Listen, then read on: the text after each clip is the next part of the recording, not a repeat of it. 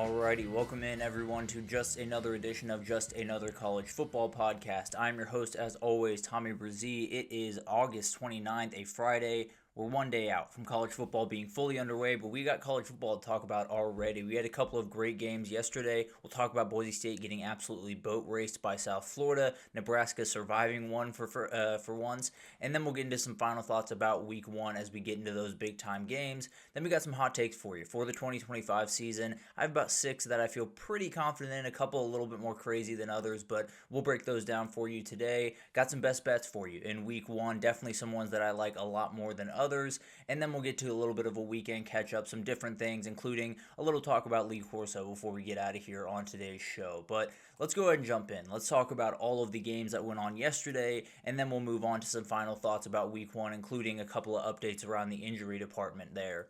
But let's go ahead and jump in, and let's talk about the one that stole the show yesterday. It was at 5:30 actually yesterday, so a little bit on the earlier side. But South Florida dominates Boise State 34-7.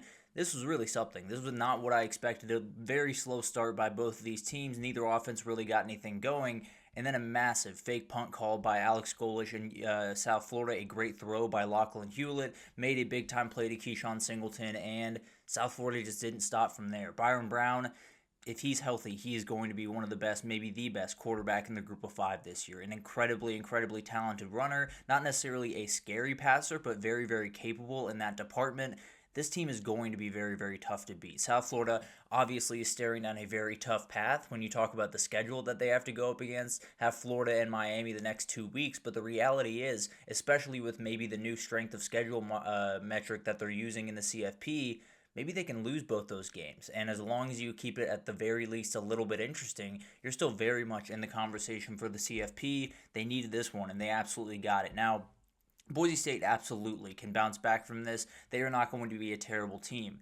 That being said, it was very, very clear from start to finish that South Florida was not scared of that pass game by any means, and not many teams really were a year ago. The difference was you had Ashton Genty in the backfield, so stacked boxes didn't necessarily matter, and they had to stack them with 8 guys, not 6, and still be able to stop the run.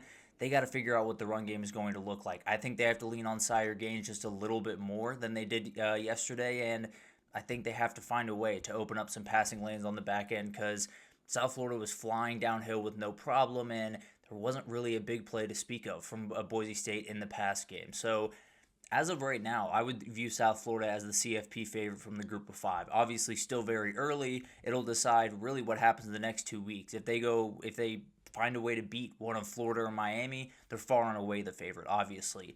Even if they keep it within 10 or 14 points in both those games, I think they're firmly in the lead for the CFP right now. Obviously, quite a bit of time to go. Byron Brown has to stay healthy, has to stay on the field, but this is a really special team with a lot going in their favor going forward, and I think it's a team that absolutely could be the one representing the group of 5 in the CFP. A massive win for them, and Boise State still everything on the table, but definitely a lot more of a tightrope walk now.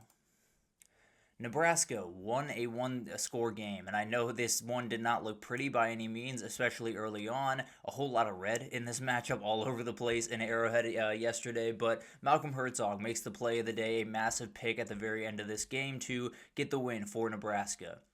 It was ugly, there's no doubt about that.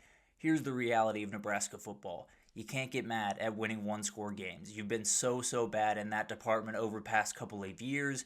This was about getting the win. I understand that there is a lot of things that you're going to have to figure out, and we'll talk about that here in a second, but the reality is you found a way to go 1-0. You move forward against a schedule that is very favorable. You got 2 games to figure a lot of things out, and then you got Michigan. You win that game, you're still very much on schedule. This game was ugly, no doubt about that. You find a way to win it, and you move forward. I think that's the big thing for Nebraska. Now, what I will say is Dylan Raiola played really good football. I don't think he played bad football in this game, but the reality of the matter is they don't scare people in the pass game, especially downfield. I don't think the receivers are quite to the level that you would like them to be. Now, I do think Neziah Hunter and Dane Key have added to that wide receiver room, but doesn't seem to be quite as scary as they want it to be. And I do think Dylan Raiola does struggle at times to push the ball downfield the way that they need it. I think this team has to find a way to be more explosive if they're going to be scary in those big-time games that they're going to have to win throughout the season against Michigan, against Penn State down the road. They're going to have to win big time deep balls. They're going to have to hit 50 or 40-yard plays down the field. If they're going to do that, they hit one in this game. They hit a big play to Isaiah Hunter for a touchdown, and that was about it. So they have to find a way to be more dynamic on the offensive side of the ball. I think they're going to be able to put together a nice season. I think Dale Mariola is going to be able to play good football. He's going to have to play great football if they're going to be able to make a CFP run, and that mainly predicates on his ability to put the ball down the field in good circumstances and pretty consistently down the field. And in this game, Cincinnati was not all that scared of it, and Nebraska wasn't really trying to do it as much as I think they probably should. But on the other side, the Nebraska defense did look the part. There were a couple of scrambles from Brendan Sorsby that did kind of get them, which is something to watch definitely going forward, especially against a Michigan team with an athletic guy like Bryce Underwood. But the reality is that is going to be a good unit. That's going to be a unit that is going to give them a chance to win just about every game that they play. So it's hard not to be a little bit worried about Nebraska coming out of that game. Definitely not a team that I feel fully confident in going forward, and one that obviously wants to make it to the CFP. Don't feel great about that right this second. All that being said, Nebraska, you won a one-score game, and I think that's a win at the end of the day. You have 2 games to figure some things out. You have a Sharon Moore-less Michigan coming to town in a little bit, I believe coming to town in a little bit, and it is going to be a massive, massive game. Everything is still on the table for this team. There was a very real world where Cincinnati was able to make that play in the end zone over Malcolm Herzog and win this one, or at least come down, kick a field goal, force overtime, and then maybe Nebraska's looking at 0-1. At the very least, you're looking at 1-0, and you continue to move forward, hoping that you can take advantage of the schedule that's in front of you. Some other just general notes about the Thursday game. Rutgers was able to escape over Ohio. Parker Navarro put on an absolute show for Ohio, but Rutgers was able to escape in that one. They avoid disaster, and frankly, I don't think it's going to be a great year regardless, but Ohio's going to be a solid team over there in the MAC. NC State held off ECU. This was going to be a game that was always going to be a little bit weird, but came away really impressed with CJ Bailey. Although they only scored 24 points, did NC State. Thought he really handled the offense very well, and I do think that he's going to continue to get better, and I don't think they're going to be a great team, but definitely a team that can sneak up on someone any given week. Bo Parabola looked the part for Missouri. Sam Horn did get hurt in his very first play in this game. Missouri rolls to a 61-6 win over Central Arkansas, as they should, but Bo Parabola looked the part. I do think he's going to be the starter going forward. Sam Horn getting injured doesn't help by any means, but I do think Bo Parabola put on a show in this game and will definitely be the starter for Missouri going forward. Obviously, a tough finish for Sam Horn to this QB battle. Not the way you want this thing to finish, but a very, very talented player in Bo Parabola, and we'll see what Missouri can do the rest of the way. This is probably the easiest game they had, but still a very manageable schedule that they can make a run against, no doubt about it. Another quarterback injury was in Wisconsin. They seem to still be Wisconsin, a little bit confused, trying to figure out who they are, and Billy Edwards went down in this one, their starting quarterback. Going to be a tough time if they don't have him on the field. They were able to get a win over Miami of Ohio, but you got Alabama coming to town here pretty soon. And it's going to be, or you're going to Alabama's town here pretty soon, actually, and that's going to be a whole lot tougher. Without Billy Edwards, it was going to be plenty tough with him already. Minnesota was able to get off the ground, top Buffalo 23-10. Far from perfect, I can tell you that, but at the end of the day, with a new quarterback taking over, not the worst thing in the world. I do think Buffalo is going to be a really fun team in the MAC, head by Pete Lembo. And then Darian Mensah looked the part for Duke in this game. Definitely was a little bit all over the place in the first half. They only scored 10 points in the first half against Elon. They pulled away to win 45-17. He threw for almost 400 yards in that game. So everyone looked the part, no doubt about it. There were definitely a lot of scares in this weekend, but no outright crazy upsets except for, I guess, South Florida, if you count that as a crazy upset. But a good Thursday night. I think tonight's going to be incredible, and then obviously tomorrow is going to be downright special. And let's move on to tomorrow. Why don't we? Texas at Ohio State. Just some final thoughts here. A lot of people are on Texas in this game. It is down to a 1.5-point spread in favor of Ohio State, which essentially means it probably would be favored towards Texas on a neutral field. I don't know. It's an absolute toss-up game to me. I did pick Texas by, I believe, 24-20. It's margins. One way or the other, I could see it going either direction. I could see either team winning by 14 points, if I'm being totally honest. It is going to be all over the place. Also, there's going to be about 13 future 30 future NFL players that will play in this game. It is going to be all over the field every single second. You will have someone that is going to play in the NFL touching the football. It is a special group of players. There is so much to like about this game. There are some big-time matchups to watch. I think there are 4 players in this game that I believe are the very best at their position in the entire country. When you talk about Caleb Downs, Jeremiah Smith, Colin Simmons, Anthony Hill, I think those guys are the premier player at their position going into this season, and they get to face off in week 1. So enjoy this one. Unless you're a Longhorn or Buckeye fan, then try your best to keep your heart rate down, and we'll see what happens at the end of it. But at the end of the day, there's going to be mistakes, there's going to be spectacular plays, and it's going to be an awesome one in one of the best venues in the entire sport. LSU at Clemson. This game will inform so many narratives around so many different things, whether it's LSU and Brian Kelly's future there, Dabo Swinney, and will he ever get back up to the top at Clemson? Does Clemson need to start looking elsewhere? None of it will really matter at the end of the year, at least if these teams handle the business the way I expect them to, but a couple of interesting kind of deeper questions about this is, can LSU's defensive line disrupt their run game? Can they get a way to get after Cade Klubnik, get after some of these young running backs in, get after an offensive line that is very, very talented, very deep, very experienced, but also when you look at them against defensive lines from the SEC, from the elite conferences in the country, they do struggle. They do struggle with outright speed, outright athleticism.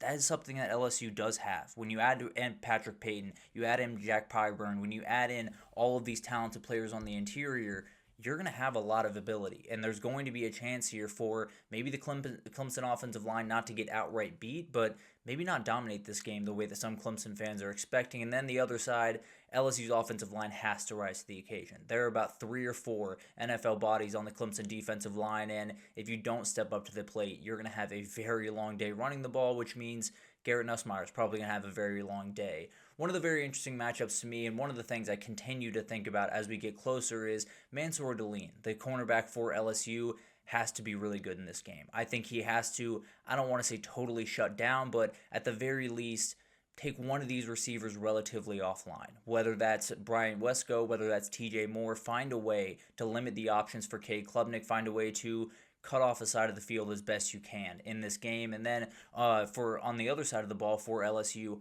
Harlem Berry is a name that I think is really interesting. The freshman running back, this kid can fly. If he finds a crease in that Clemson defense, he's going to do exactly what Jaden Blue did to that Clemson defense in the playoff last year. He is absolutely someone that is going to make an impact in this game, and I think he's going to make an impact all year for this team, but there could be a moment or two where Harlem Berry gets the ball in his hands and you don't see anything but the back of him because he's heading for 60 yards and a touchdown.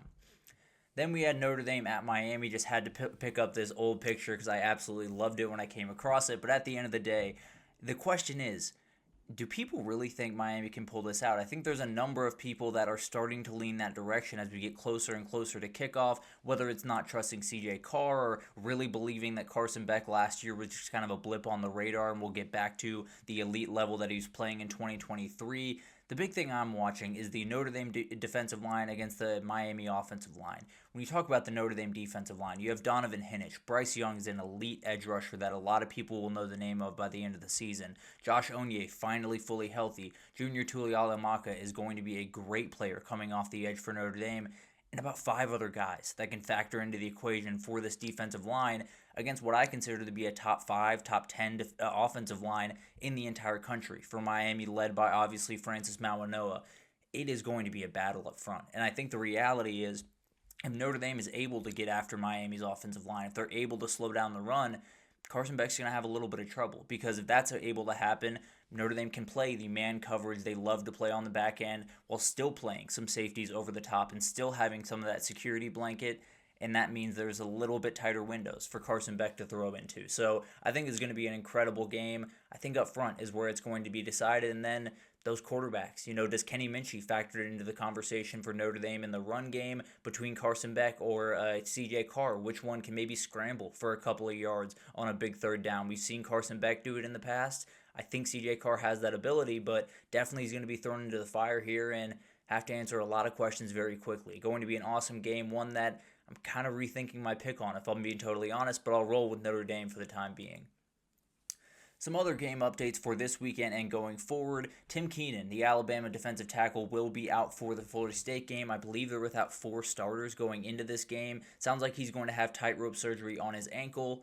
We'll see how long that takes. It sounds like it's going to be multiple games. The hope is you can get him back for, I believe, September 27th when they head to Athens, Georgia to face off against Georgia. For Dylan Edwards, he's going to miss 1 or 2 games. There were some nasty rumors going out that he was going to leave Kansas State. He is sticking around. There is no problem there, but he is injured, and he's injured for at least the next 1 or 2 games. Likely keeps him out for a big-time game coming up.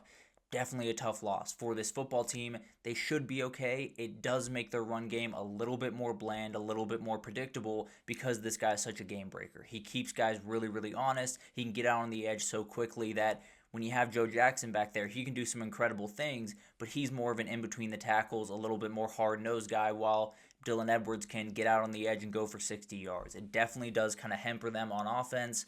The question is, can they overcome it, at least for the time being, until he comes back? I think they can. It's just a little bit of a tightrope walk. There's no doubt about that.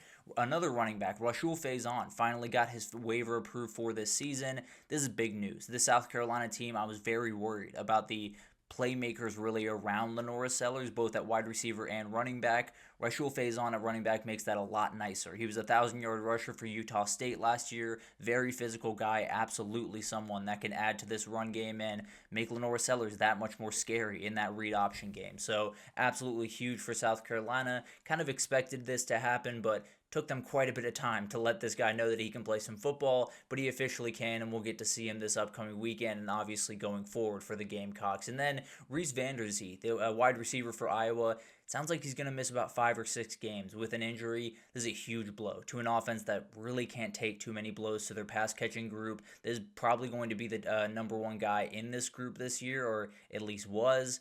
Now you're going to miss him for 5 or 6 games, and you're going to have to figure out a way to make some offense over there in Iowa City.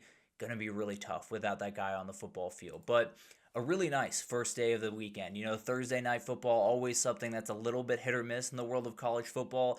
I think we got the perfect day. We got one big-time upset with South Florida beating Boise State. We got Nebraska-Cincinnati going down to the wire, and then we got some weird, kind of sloppy football at times, but at least some very interesting football nonetheless, and it makes way for what I consider to be the best week 1 we have ever had. But we'll move forward to more of a season preview. I'll give my hot takes for this upcoming season. I got 6 of them here, 1 to do with the playoff, 1 to do with the Heisman, a couple more niche, and we'll talk about them all right after this, so stick with us.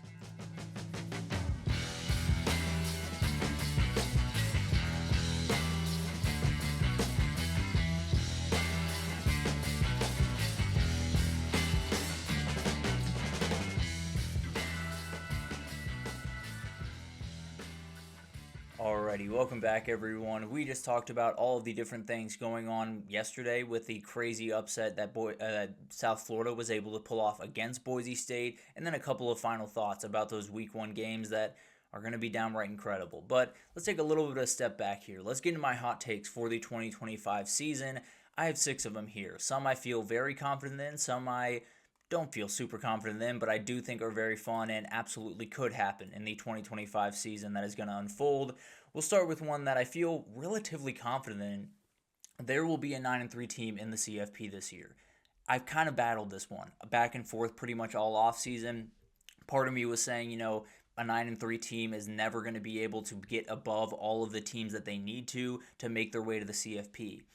As I look around the sport this year, I don't find a dominant team. I don't find, a real dominant tier 1 in a lot of these conferences, and particularly the conference that I'm going to talk about here, because I think people, when they talk about 9-3 teams making the CFP, particularly in this year, they talk about Florida and Oklahoma. Those are the 2 teams that really stand out. They have incredibly, incredibly tough schedules where you can probably take 3 losses and still be firmly in the mix. They have plenty of ability to get a big-time win over a Texas for both these teams. For Florida, getting a big win over Georgia. For Oklahoma, over Alabama. They have those openings to possibly make those big-time wins, have those 3 losses not be as egregious as some other people 3 losses, and make a run at the CFP. Now, I think we can all agree that it's probably not going to be a team from the ACC or the Big 12 unless it's a 9-3 regular season and then you win one in the conference championship like Clemson did last year. I don't expect that to be the case in either of those conferences, and that would be 10-3 anyway. So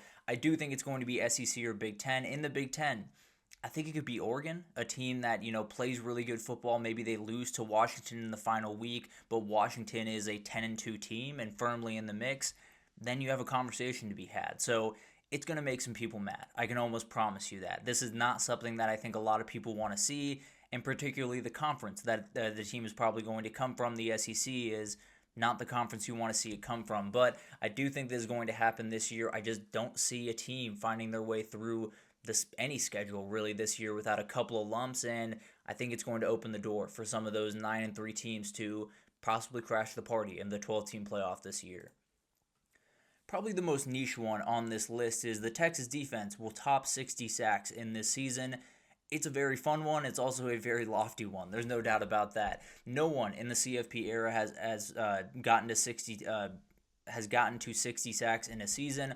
Only a handful have gotten over 55. I believe Boise State had 57 a year ago, so they got relatively close, but I think this Texas pass rush is just a little bit different. I think Colin Simmons is probably what will decide this. If he can top 15 sacks this year, there's no question that this team has the ability to make this happen, and frankly, he can do that in relatively limited time comparative to what he will do this year. He had 9.5. He is going to be a force off the edge. Then you have Ethan Burke hoping to get a little bit of bounce-back season after only having 2 sacks a year ago. Anthony Hill coming off a year where he had 8.5 sacks. Trey Moore coming off a year where he had 6. Brad Spence had 5.5 last year and is going to be more in an edge rushing role this year. And then Colton Vasek, Zeno Omiazulu, all of these different guys that are going to factor in. And then they love to bring the nickel corner. They love to bring guys like Jalen Gilbo or a guy like Jelani McDonald off the edge that are going to have impacts in this game. Now, to get to 60, they have to average about 3.75 over 16 games. They played 16 a year ago, so not crazy to think they could play 16 this year. They are capable of doing that. They're going to need a big game this Saturday. There's no doubt about that. If they get 3 this Saturday, I feel pretty confident because then they can maybe stack up some points against a Sam Houston or a UTEP and then move forward from there. But I think this defense is just a little bit different. I think even against SEC talent, even against some of the best offensive lines in the country, some of the best offensive tackles in the country, I think this group is going to be different. I think they have so much versatility on what they can throw at teams when it comes from pass rushing perspective, and I think they have the best pass rusher in the entire country. And Colin Simmons, I think they top 60 sacks and go down as one of the best defenses we've seen in recent memory. No team in the Power Four will go winless in conference play. If I just said winless, that's not very fun. There's plenty of teams that will do that this year, but the vast majority of years, we've had this happen, whether it was Purdue up in the Big Ten or Vanderbilt down in the SEC, or last year was Oklahoma State in the Big 12, as crazy as that sounds. This year's going to be too all over the place, in my opinion, for anyone to really have just no wins in their conference. Mississippi State is probably the popular pick, quote-unquote, in the SEC. I think that's a better team than people are giving him credit for. I think Blake Shapen is a better quarterback than some people think. I think Fluff Bothwell is going to be a huge addition to that team. I think they did a great job in the portal. Not necessarily getting elite players or game-breaking players, but getting people that fit what Jeff Lebby likes to do. He's too good of a play caller to not sneak up on a couple of teams from time to time. I think they will get at least one win. And then Kentucky is another one. Mark Stoops is just too good to not get one ridiculous win every year. I feel like it happens every single year. Happened with Ole Miss a year ago. I think it'll happen this year. I don't know who it's going to be. Mark Stoops will end up getting someone. I can almost promise you that. For the Big Ten, it'd be likely Purdue. I think Barry Odom's too good. I think he's going to have this defense playing at a very high level. I think he's going to get this team in a position where they probably don't get a massive win over an Ohio State or an Oregon or a Penn State.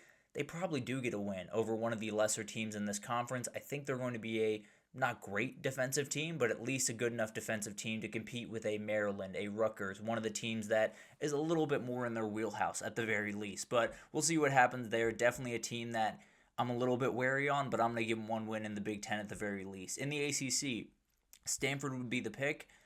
I'm going to promise you one Micah Ford masterclass. That running back is a very, very physical, very intense runner, and he is a guy that can outright take over a game.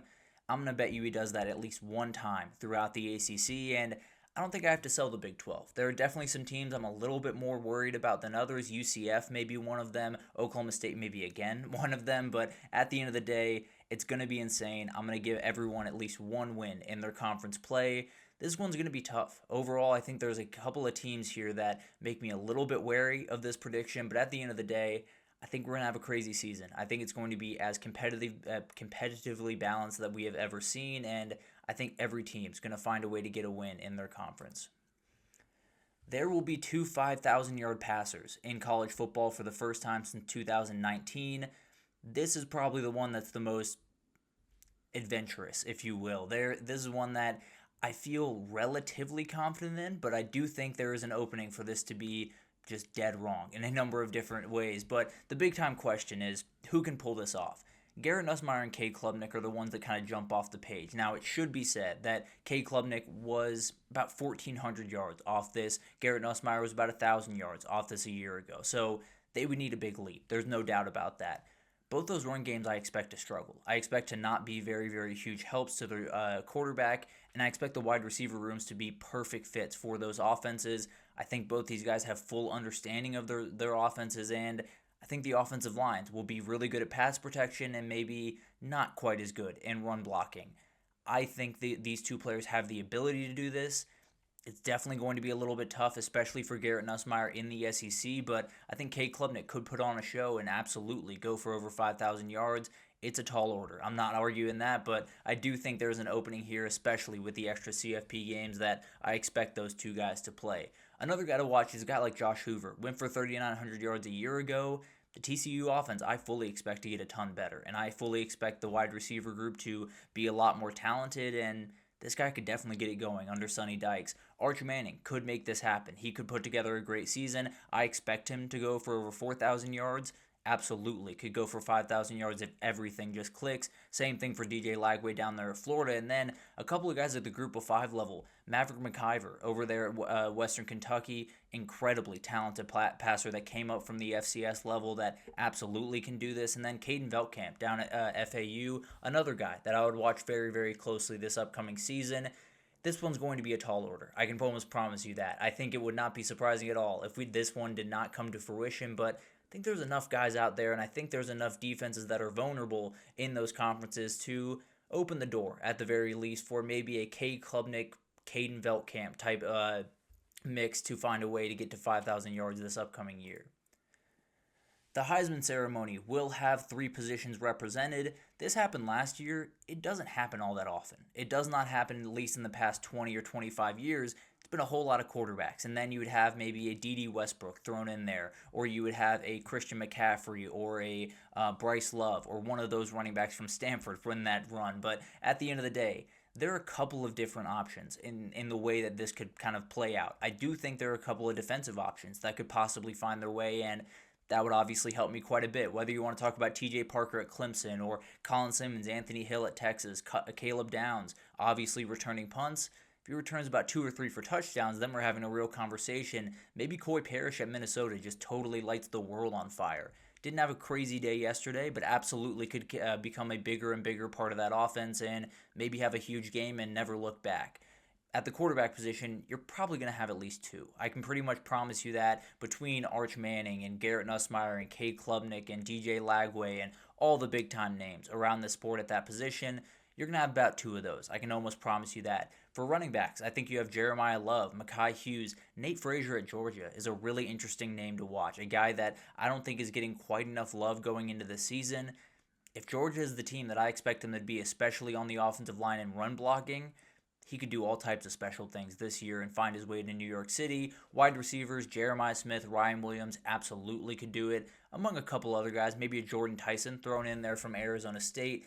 I just think there's too many good players. I think there's so many guys at so many different positions that can make this happen. Now, you're walking a little bit of a tightrope because you know there's going to be a couple of quarterbacks. You pretty much have to fit a running back in there one way or the other, and then it's a defender or it's a wide receiver. It's going to be a tough thing to happen upon, but I think we have enough talent all over the field this season. I think we have enough new quarterbacks to where maybe the quarterback conversation doesn't overtake the entire Heisman conversation, and maybe we have a defensive player or two that are special enough to find their way to New York City. And then the bye in the CFP will still not be a game changer. And this isn't to say it won't be more helpful and it won't be more even in the CFP this upcoming year. I do think it will be. With the straight seeding, I think it makes more sense. I think it's better for the sport. I also am picking LSU to beat the bye team in Bama that won the SEC. I'm picking Texas to top the Penn State team that I think is going to get the bye from the Big Ten. Georgia, I think, is going to beat the Clemson team that got the bye. Ohio State, I believe, was the only team that I had getting a bye and winning that first game in the CFP. I just think it's not going to be a huge difference maker. I really do think that a lot of these teams, they're so variable, they're so different, even at the very end of the season, that you're going to have a couple of teams that just start a little bit slower because they haven't played in 21 days at that point, and the other team had played 14 days before that. It is going to be a really, really interesting thing. It's absolutely something I'm fully in favor of, and I think benefits the 12-team playoff, does the straight seeding, but I don't think it's going to make a huge difference in terms of who wins those bye games. Whether or not that's because the teams that got the byes were better or worse than the other teams, I don't know. I don't know what that looks like, or if it's an indictment of the 12-team format and they immediately push to 16. Whatever that looks like, I don't really know. What I can tell you is I just don't fully believe that college football teams going off for 21 days, unless there's a absolutely catastrophic injury that they need a couple of weeks to come back from, I don't think that really benefits that team too much, and I think the teams that have a 10-day break is plenty to get a college football team ready and at least have some of those early mistakes not be as big of a factor for the non-bye teams than the bye teams. So I'm going to go with the college football playoff to just those byes just not to mean quite as much as some people might think they will right now. We'll obviously find that out towards the end of the season, but that's one that I feel relatively confident in right about now. But those are my hot takes as we head into this season. I think a couple of them are a little bit out there. A couple of them are a little bit aggressive. When you talk about two 5,000-yard passers, it's going to have to be a couple of pretty incredible offenses. The last time it happened, obviously, was the Joe Burrow year where he went over for 5,000, and I'm forgetting the other. It was the Washington State quarterback, and now I'm blanking on his name. Apologies there, but he went for an incredible season that year.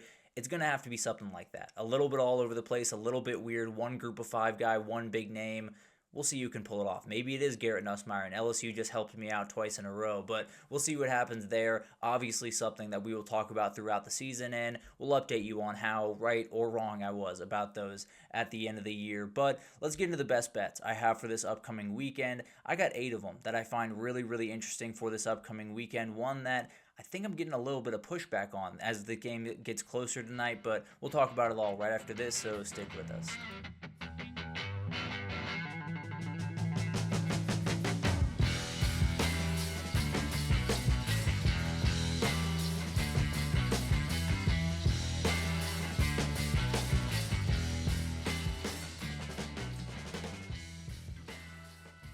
Alrighty, welcome back everyone. We just talked about my hot takes for this upcoming season. Definitely some one that are a little bit aggressive there, but I am picking a 9-3 team to make the CFP. I feel pretty confident in that one. I know it's going to make some people very upset, but at the end of the day, I do think that is going to happen this year. Let's get into some best bets though. There are some different games this upcoming weekend, some a little bit more aggressive than others that I'm very, very interested in, and we'll start with the game that is going on tonight over there in Boulder, Colorado. I like Georgia Tech -4 in this game, and it's one that I've gone a little bit back and forth on because I do think Colorado is a total unknown, and that kind of works in the favor of Deion Sanders, at least it has the past couple of seasons. The way I see this game going is just Georgia Tech able to get the run game going. Maybe it starts a little bit slow to get the game started, and then they just slowly lean on this team. And Colorado just can't quite keep up the physicality level that Georgia Tech can. I think they're going to be able to run the football, slow down this game. And then when you talk about Caden Salter, I think he can make some incredible plays. I can almost promise you he's going to make a couple of mistakes in this game. And I think when you give Georgia Tech a couple of extra possessions, you're going to lose that game 10 times out of 10. So I'm going to go Georgia Tech to, at the very least, win this game by a touchdown. I do think it could be relatively interesting deep into this game, but I think Georgia Tech has one too many 8-minute, 12-play drives in them for Colorado to overcome this one. This one's a little bit more ambitious, and I'm staying in my home state of Georgia.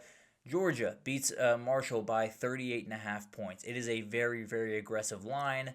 Marshall is an entirely new team. There are 60 new players on that roster, and they're talking a little bit reckless going into this one. Now, I don't think it's crazy. I think every college football player should bring a little bit of swagger, bring a little bit of energy in, maybe trash talk just a little bit from time to time, but probably not the best idea when you're going up against this Georgia football team. I think they want to make a statement. I really do. I don't think this game is going to be, they put everything on the line, put everything on tape by any means.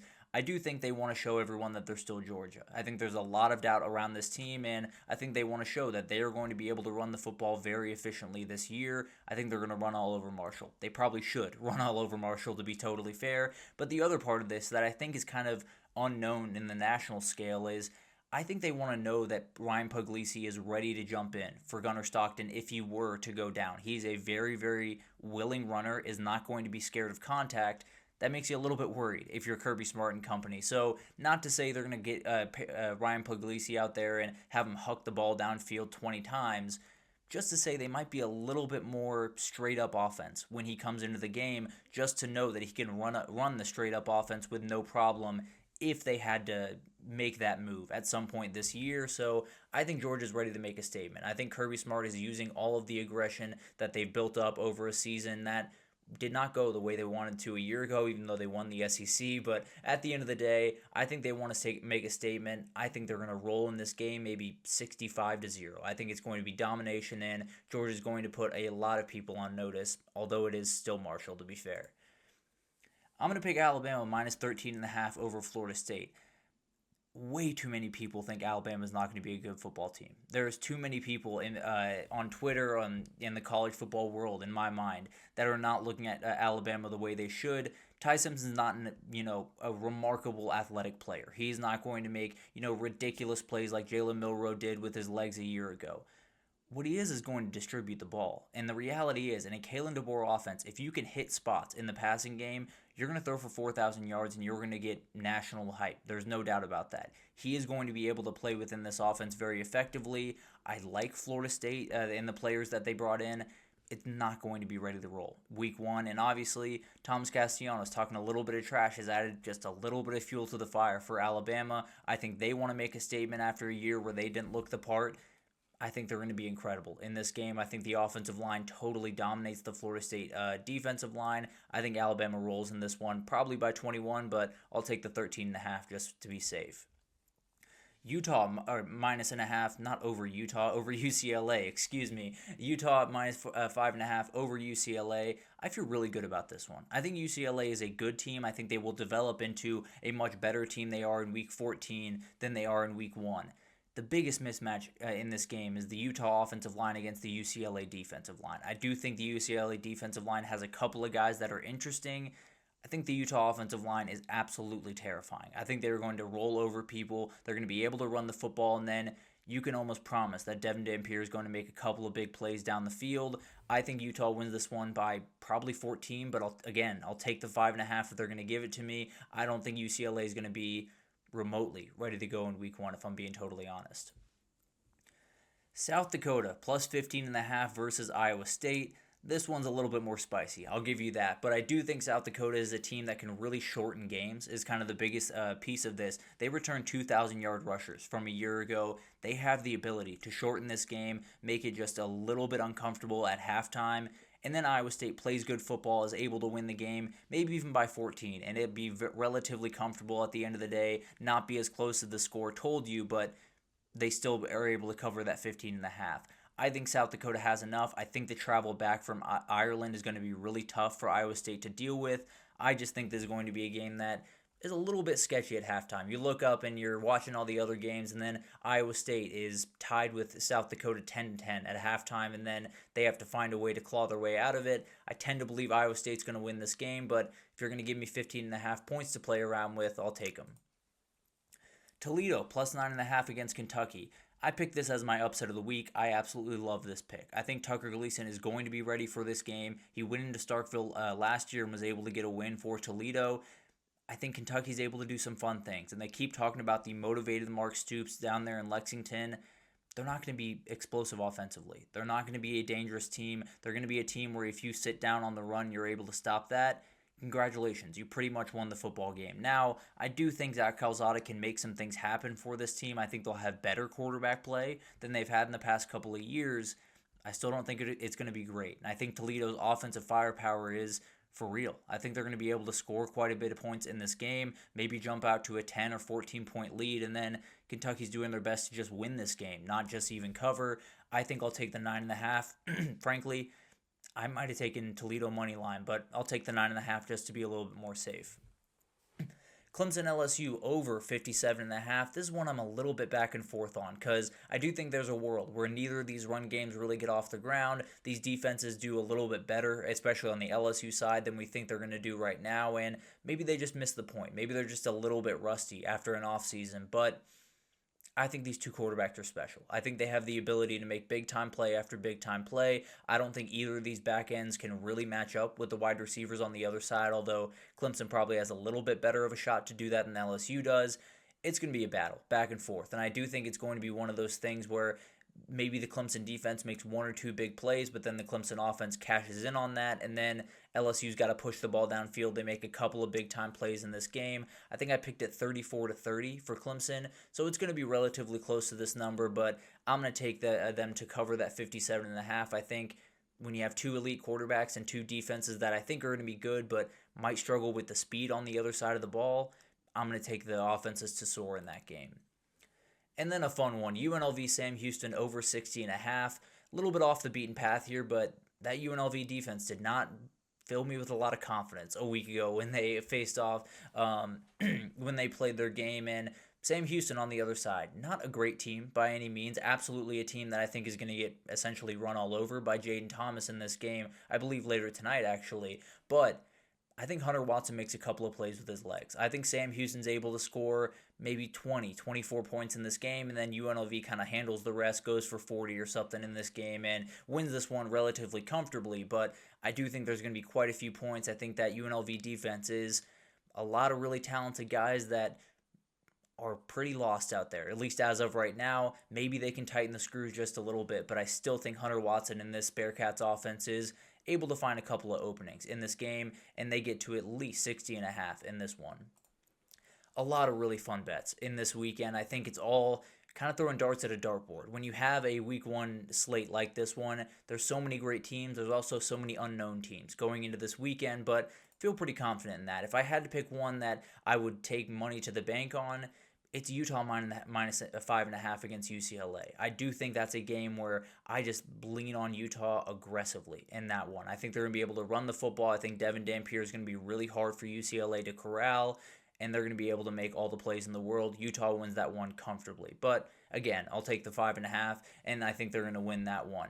It's going to be a great weekend. We will obviously get into all the updates after it, but let's get into one more break here, and then we'll do a little bit of a wrap-up. We'll talk about Tennessee extending Josh Heupel. We'll talk about Ralphie retiring in a very relatable post. We'll talk about Dave Portnoy being banned, quote-unquote, from Ohio Stadium, Lee Corso's last show, and then just some final words before we go off into week one right after this, so stick with us.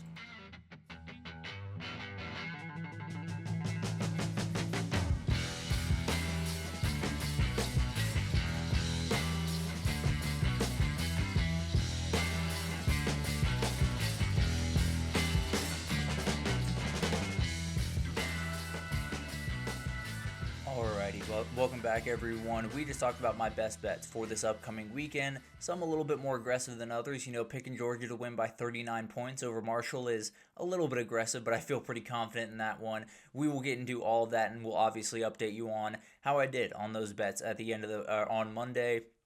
But let's get into a little bit of a catch-up. Let's get into all the things that happened this week that we haven't had a chance out. Excuse me for that. Apologies. Lost you there for a second, but let's go ahead and jump into this. And let's talk about, to start things off, Tennessee was able to extend Josh Heupel to 2030 in his contract, and it's a no-brainer. There's no two ways about this. This is the best coach that Tennessee's had since Phil Fulmer was in town.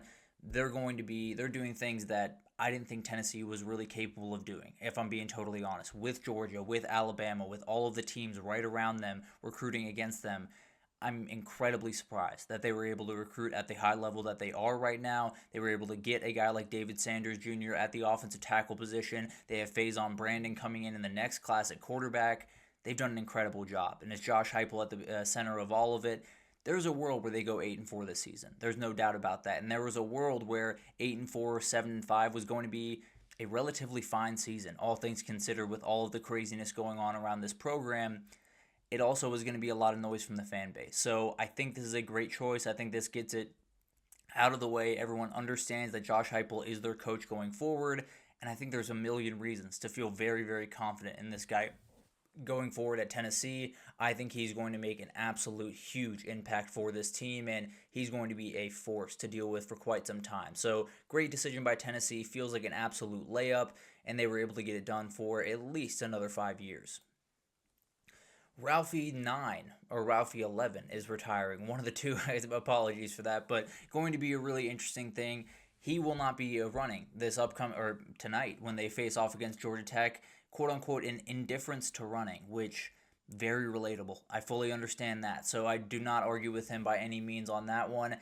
Does make me feel more confident in my Georgia Tech pick, if I'm being totally honest, but you will not see Ralphie tonight. They sound like they're getting Ralphie 12, I believe, ready for midway through the season. They didn't quite say exactly what that's going to be, but going to be weird to see a Colorado game without Ralphie running out on the field. To be fair, an indifference to running is something I think a lot of us can relate to, so totally understandable. Have a good retirement, Ralphie. This Dave Portnoy versus Ohio State conversation was really weird throughout the week. There was a lot of different takes from a lot of different people. There was, first, it was, it coming out that Ohio State had banned Dave Portnoy from their stadium. He was not welcome to come in with Fox. Then Ohio State said Fox made that decision. Then they said there was no ban at all. It was all over the place. There's no doubt about that. It is absolutely crazy. What I will say is if Ohio State did ban them, I don't really care if it's a quote-unquote soft move. I don't really care if it's a quote-unquote lame move or whatever. I kind of wish they just said, yeah, he's not welcome, period. I don't want him here. He is not someone that we want around our football program. I kind of love that, if I'm being totally honest with you. There's no doubt about that. But at the end of the day, I don't think Ohio State handled it all that well, whether it was, letting it get out among your different media around that town, or the way they handled it afterward, kind of just pushing everything onto Fox. Not the greatest thing to have, the biggest asset for Fox in college football arguing with Fox. Not necessarily ideal for either parties, but at the end of the day, I don't think it's going to be a huge deal. It sounds like Dave Portnoy will be a go for just about every other game this season. I don't know if he's going to be in stadium for those, and I don't think it would be crazy if he wasn't in stadium for those moments, because it is a smaller group, it is a smaller table, and all of those shows that find their way into the stadium with about an hour or 30 minutes before kickoff. So not really all that crazy to me for a number of reasons, but did get kind of blown out of proportion, and as you can imagine, Dave Portnoy took that and ran. So totally understandable from both sides. I will say it does sound like the Barstool College Football Show will not be in Columbus this week, so that is an Ohio State decision. I can promise you that, because I know Fox definitely wanted them to be right next to the Fox broadcast, so people could just come over to the Fox group right after the Barstool Show. So I know that was going on. I don't know. It's very, very weird. I love the approach to the rivalry. I just wish Ohio State might have been a little bit more hard on their sleeve about it, if you will, a little bit more aggressive about it, and just said, yeah, he's not welcome at all. We'll move forward without him. So that would have been kind of fun, but a little bit of a crazy story that had kind of an anticlimactic ending at the end of the day. Lee Corso's final game day is coming up tomorrow, and it's going to be tough. I'm not going to lie to you. There are a lot of people out there that feel like Lee Corso is the heart and soul of college football. I am absolutely one of them. He is someone that I don't know what college football is without Lee Corso, and without Lee Corso on College Game Day. I was born in 2001. He was already on College Game Day at that point. I grew up watching him on College Game Day and watching Kirk and all of those guys, watching Chris Fowler, watching everyone on that show. But he was at the center of it every single time. I got to go see Game Day in 2017 when they played Alabama, Florida State in Atlanta. Was a very interesting game between DeAndre Francois and Jalen Hurts. But at the end of the day, it was a surreal experience. It was really, really cool to see that guy in the flesh. It was really cool to see all those guys in the flesh, but particularly Lee Corso, because he's college football to me. I think there's a lot of people that embody what college football is. I think there's a number of players and former players and coaches and former coaches like Nick Saban, but Lee Corso is everything. He is exactly what college football is meant to be. It is meant to be fun. It is meant to be goofy. It is meant to not be taken all that seriously. It is meant to be happy. That is what college football is. That is what has always been for me, and Lee Corso has been the absolute center of that for me. He is someone that I don't think I'll have the pleasure of meeting. I very much am not giving up hope on that dream. Absolutely something that I would like to. But if I did, I would just say thank you. And if he finds this by some grace of God, I just want to say thank you to him. He's done incredible, incredible things for this sport, done incredible things for me. And he's a guy that I saw Josh Pate talking about it yesterday, and he made the perfect point. He is a guy that is tied for the lead with Deion Sanders at Florida State football for the most INTs in a college football career. He is a special head coach that coached at Navy, that coached at Indiana, at a number of different places and had great success at all those programs. In the last 30 years have been the most impactful he's been on college football. That is insane. It's not a case for 99.99% of people. It has not been the case for a lot of people that have come through the game day cast. He is uniquely special. He has created a world in college football where kids turn on the TV, they see a weird old man putting on a big head that's way oversized and really weird, and he's wearing a weird costume and dancing with the Notre Dame fighting Irishmen. It's awesome. It's everything. It is everything to me. It is the college football that I grew up loving, and you see a little piece of it walk away tomorrow. It is going to be tough. I'm not going to lie to you. I watched the documentary about him. I cried like a baby. I have to imagine there is going to be some tears tomorrow from me, but at the end of the day, all you can really say is thank you. He was an incredible, incredible ambassador for this sport. He is someone that I think we'll see some of him going forward, but at the end of the day, he gets to enjoy his time with his family, and he very well should. He has done so much for the sport. He has given everything to so many people out there, including myself and including just about every one of my friends that loves this sport the same way I do. He's an incredible human being, and it's not just about the college football aspect of it. It's about who he is outside of it. Incredible, incredible person. Absolutely someone that I haven't had the pleasure of meeting, but sometimes you don't need to meet people to know how special they are. Lee Corso is one of those people. Cannot wait to see what tomorrow holds, what all the crazy things hold. Hope they can get that Yale kid to find his way up there, because I think that would be very, very funny. But at the end of the day, an incredible, incredible career. One that he affected the game both as a player, as a coach, and maybe most of all as a media member. And he's done an incredible job in giving me as many memories around college football as any one person on planet Earth. Absolutely love Lee Corso. Thank you for your service. Thank you for all your memories, and we'll see you around, I suppose. But let's wrap up this show. We got week one on deck, and we have maybe the best week one that we have ever had in college football on deck. And before we get into it, just kind of wanted to say thank you. I know this is a channel that doesn't have the biggest following by any means. They don't get a ton of views on these videos. Doesn't really matter. At the end of the day, this is what I love. I absolutely love college football. I want to do this for the rest of my life. That is why I'm sitting in front of you. It's been incredible to be able to interact with some new people and get to know new people on Twitter and get to know new people on YouTube and just talk about this sport. It's an incredible, incredible sport. It's lost its way just a little bit from time to time, but at the end of the day, an incredible sport with so many incredible people in it, some awesome stories. I love it in every sense of the word. I absolutely adore this sport. I will for the rest of my life, and hopefully I'll be able to be doing this for the rest of my life. I'll be able to be talking to you guys. Not right now, I'm doing it for free. Hopefully at some point I can make a little bit of money off it and find a way to make this my career. But at the end of the day, it's the best invention in the world. College football is the greatest thing that we do, and it's going to be awesome tomorrow. We got Ohio State, Texas. We got LSU, Clemson. We got Notre Dame, Miami. We have every other game under the sun tomorrow. Enjoy it all. It's going to be incredible. It's going to be all over the place. I can promise you there's going to be some upsets, some crazy plays, some mistakes, some hair-pulling out moments, but that's what college football is, and we're along for the ride every step of the way. I will be back on Monday or Tuesday, still trying to decide how I'm going to play Labor Day right now, but I'll be back as soon as I possibly can to break it all down. I'm sure it's going to be incredible. It's going to be crazy. Enjoy it all. Thank you so much for listening in. I'll see you guys sometime next week.